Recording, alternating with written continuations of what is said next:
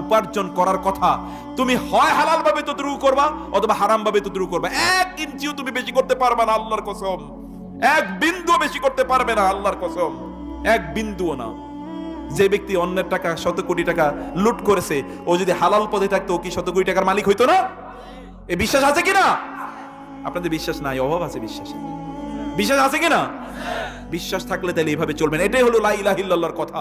আপনি ইয়াকিন আছে, ইয়াকিনাম বিল্লাহ, that you have this firm belief in Allah that whatever going to happen, এইজন্য রাসূল সাল্লাল্লাহু আলাইহি ওয়াসাল্লাম বলেছেন, যা তোমার ঘটার তা ঘটবেই, যা ঘটার তা ঘটবেই, কেউ ঠেকাতে পারবে না।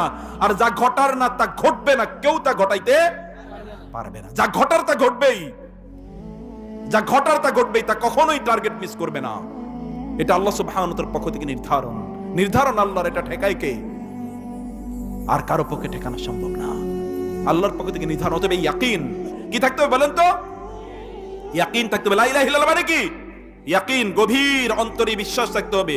আম্মা ইয়াতাসাআলুন, আল্লাহ নিজেই বলছেন যে এই লোকগুলো, এরা তো আসলে নিজেরা পরস্পরকে প্রশ্ন করে যে কবে আবার আমাদের মৃত্যু হবে, কবে আবার কিয়ামত হবে, কবে আবার আখিরাত হবে। এগুলো নিয়ে অধিকাংশ মানুষের বিশ্বাসই নাই, অধিকাংশ লোকেরই বিশ্বাসই নাই। যারা জুলুম অত্যাচার করে, ওরা কি জানে না যে ওরা মারা যাবে? জানে কিনা, কিন্তু ওদের ইয়াকিনটা একটু দুর্বল। ও মনে করে আচ্ছা মরলে দেওয়া যাবে না। নাইলে কি কোনো মানুষ কার উপর জুলুম করতে পারে? আল্লাহর জমিনে কি জালিমের কোনো স্থান আছে? আখিরাতে কি জান্নাতে কি জালিমের কোনো স্থান আছে বলেন তো?